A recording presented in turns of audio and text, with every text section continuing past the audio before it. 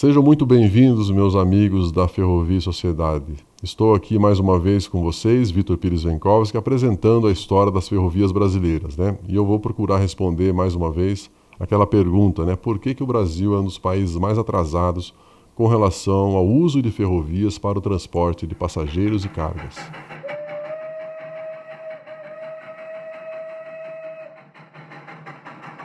Então, nesse sétimo episódio, eu vou estar falando para vocês sobre o quarto período da história das ferrovias brasileiras. E só para vocês relembrarem um pouquinho, né, o primeiro período vai de 1854 até 1957, que nesse caso as ferrovias foram construídas para a exportação de produtos primários, como o café.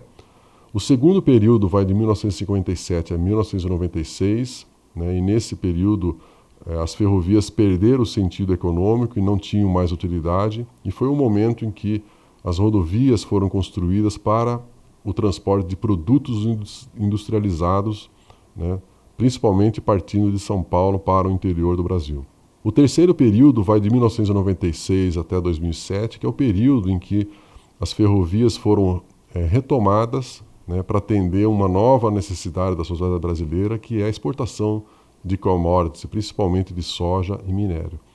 E o quarto período, que começa agora, né, que eu vou estar explicando para vocês algumas questões aqui, é o período, né, que se iniciou com a criação do PAC, Programa de Aceleração de Crescimento. Então esse programa, né, ele relacionou ali uma série de novas ferrovias, né, e é sobre isso que eu vou estar falando aqui para vocês, né.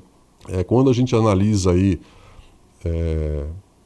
esse quarto período, né, com a introdução aí do PAC, da atualização aí do Plano Nacional de Viação, né, diversas ferrovias novas foram construídas, né, e o que a gente observa, principalmente, que grande parte dessas ferrovias tem um objetivo muito claro, que é transportar commodities agrícolas, né, principalmente a soja. Então esse é um novo período aí que surgiu. É claro que o Plano Nacional de Aviação ele contempla aí mais de 15 mil quilômetros de novas ferrovias, só que é claro que a gente sabe que é apenas um plano e na prática realmente poucas ferrovias foram construídas. Mas é um período novo que mostra aí uma nova necessidade da sociedade brasileira que está preocupada aí com a exportação de commodities, principalmente da soja. Então é um período novo que tem essa característica de exportar commodities, né?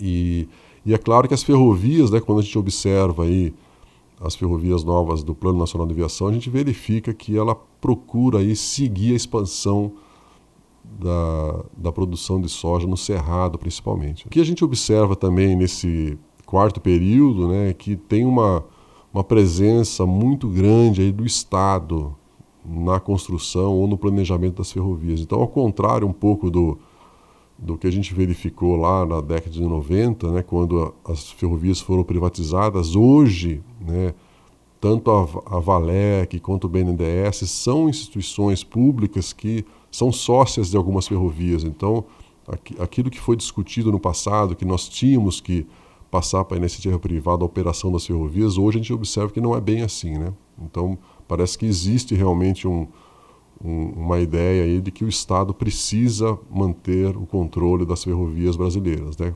Com uma sociedade minoritária, mas eles continuam participando, né?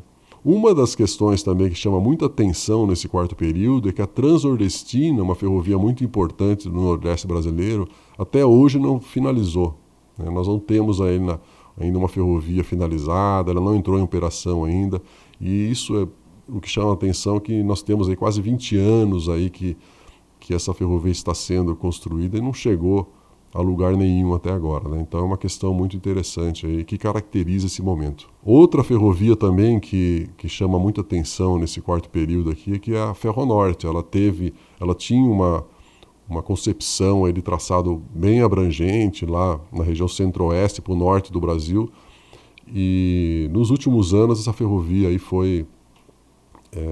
o seu projeto foi alterado bastante e hoje contempla apenas alguns trechos aí muito pequenos aí, né? Então aquela ideia de uma ferrovia do centro-oeste para o norte, tudo ela deixou de existir, né? E também uma outra informação interessante, né, que caracteriza esse quarto momento aqui, é que a Ferrovia Norte-Sul finalmente chegou ao final, né? Sua construção, a operação da ferrovia já é uma realidade. O que assusta um pouco que essa ferrovia demorou 40 anos para ser construída. Então é uma coisa que eu sei que muitas pessoas devem estar aplaudindo que ela foi concluída, mas por outro lado, 40 anos é muito tempo, né? Vocês não acham isso? Tá certo? Esse quarto período aí que começou em 2007, né, o que a gente observa aí, né, depois de tantos anos aí de privatização das ferrovias, que hoje, né, o modal ferroviário ele vive num regime aí de monopólio, né? Nós temos aí praticamente 3 empresas que controlam o sistema ferroviário nacional, né, que é a Vale, a CSN e a Cosan. Então essas 3 empresas elas exercem de uma certa forma um monopólio aí, e o que chama mais atenção aí é que elas acabam transportando as suas próprias cargas, né?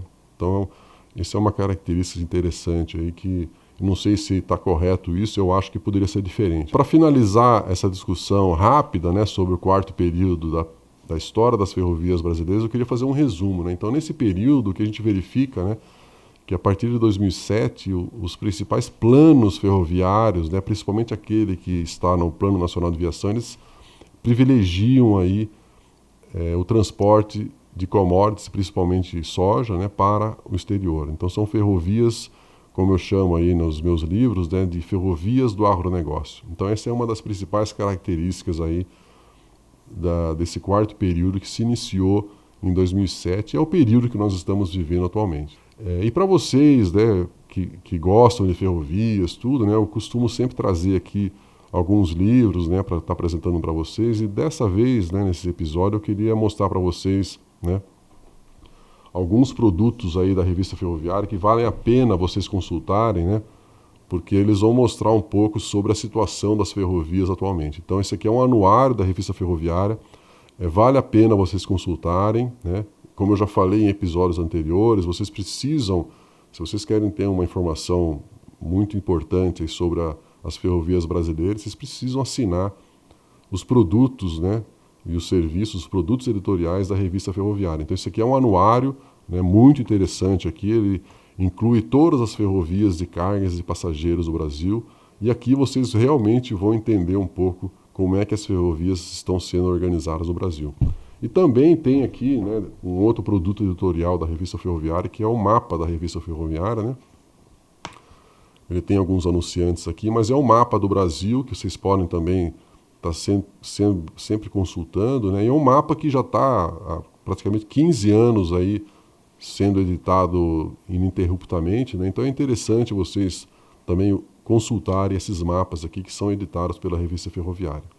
Então, como vocês sabem, né, eu quero muito ver a opinião de vocês sobre a história das ferrovias brasileiras, então eu vou passar mais uma atividade aqui. Eu quero que vocês entrem no Google e eu quero que vocês pesquisem um pouco sobre os últimos projetos aí do Plano Nacional de Viação. Eu quero que vocês entrem lá no Google, pesquisem, verifiquem aí por que aquelas ferrovias estão naquele Plano Nacional de Viação e depois coloquem aqui as opiniões de vocês nas observações do vídeo, tá certo? Eu quero que vocês participem, eu quero que vocês também criem aí a sua própria história sobre as ferrovias brasileiras, tá bom?